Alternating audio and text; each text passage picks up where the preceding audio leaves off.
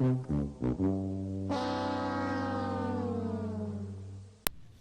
gang, it's Stuck on Pandora here with a follow-up video, the companion video to the ranked previews meta, and I'm just gonna shoot out here. I've got 3 points to make in this video, and the number one thing is the meta isn't heroes, it's player skill with the heroes. Here we have Benedict versus Benedict, Vangdagun versus this guy who ended up dropping the N-word on him and getting banned from Xbox Live. Man, classy people on there, I'll tell you. So Vangdagun tore this guy a new one during an incursion match, and the guy claimed it was only because Vangdagun had a team, and so of course the classic 1v1 me bro occurred, and you're gonna see that Vangdagun rips this guy into shreds, and both of them have the right gear, and they both have the usual helix choices, but the difference is in the skill level between the two Benedicts. Vangdagun has confidence with his Benedict, he manages his flight better, he's very flighty, he's always hovering and moving better and getting speed.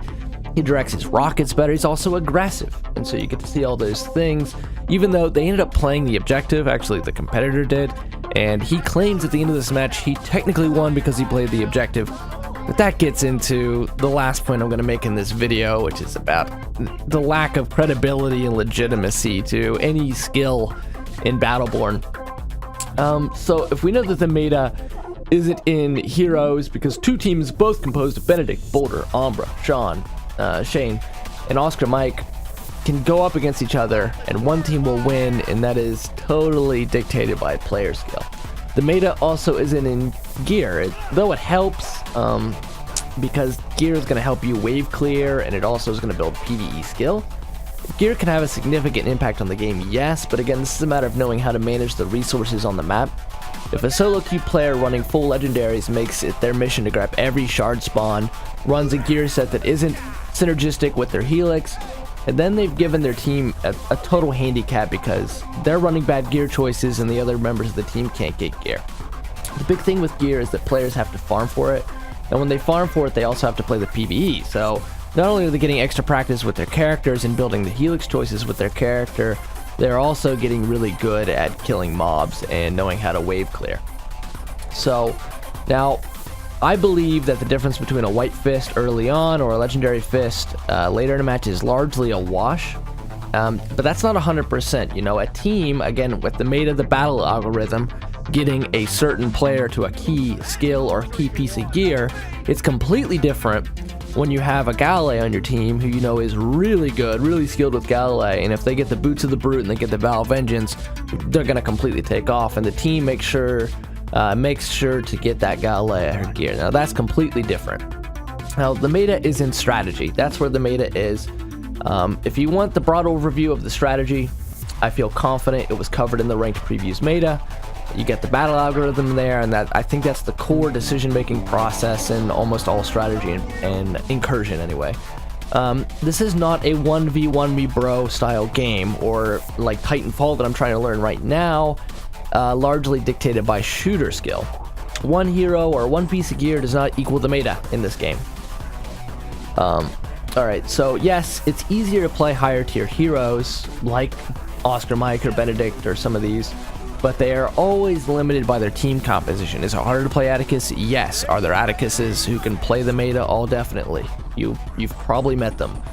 The final point that I want to make here is that Battleborn from release to this point has one huge issue, and that is that there is a wider skill gap in this game than any other game that I've played. Maybe it's because of the low population, I'm not sure, but there's a huge disparity between good players and bad players. So the game, you know, right now sells for like $10 in stores around the world. So there's a surge of new people, and they're being put up against those that have played the game for months, or they pre-ordered it, or they bought the digital deluxe. And despite all naysayers against Battleborn, these players have stuck with it, and they've gotten really, really good. And I think that deserves admiration and respect from the devs, or at least the community. You know, this is our own game. We should try to somewhat stick together. There's a vocal faction within the community who believes that 5-man teams of high-skilled players should be disbanded, which is, to me, totally obnoxious.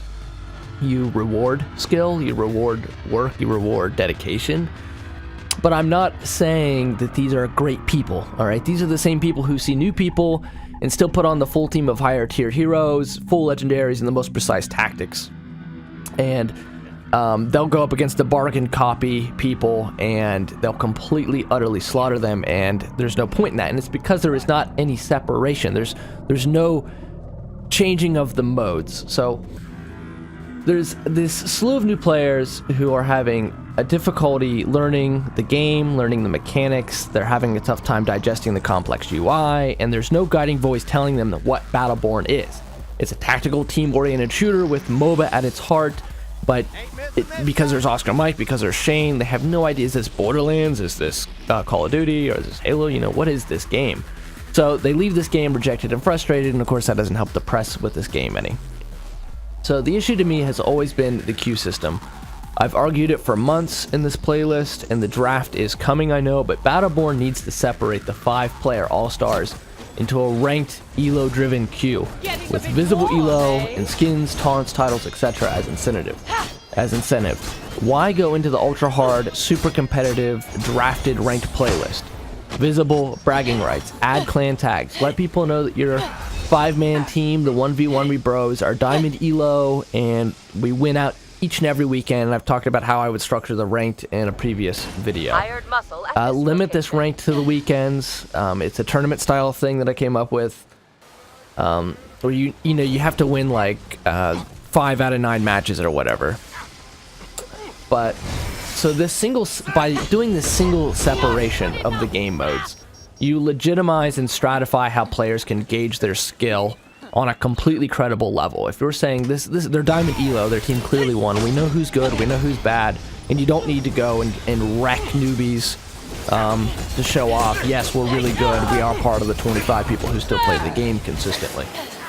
So, and you know, let the 5-man team still run the quick queue, because I totally believe once they have a way to actually get out this competitive drive and show off their skills, they're not going to need to do it against people who just picked up the game.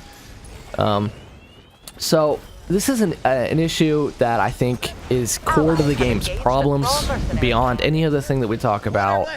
This total lack of separation on the competitive PvP level. It's an issue that Gearbox skates over, and it's just like they glaze over the battle plans now and continue to build this obnoxious obstacles in the gear system, which is another subject for another video on why the game probably is going free to play. It's all in the core packs. That's, to me, the writing on the wall. And then what it's done is what was a viable community when I first came into this game. At this point in time, when I surf online and look at, you know, the forums and stuff, it's like an echo chamber, man. It's an echo chamber. And we're not doing ourselves any favors every time that we completely destroy newbies, or we go into some of the 30 people still playing the game and completely talk trash about them and disparage them.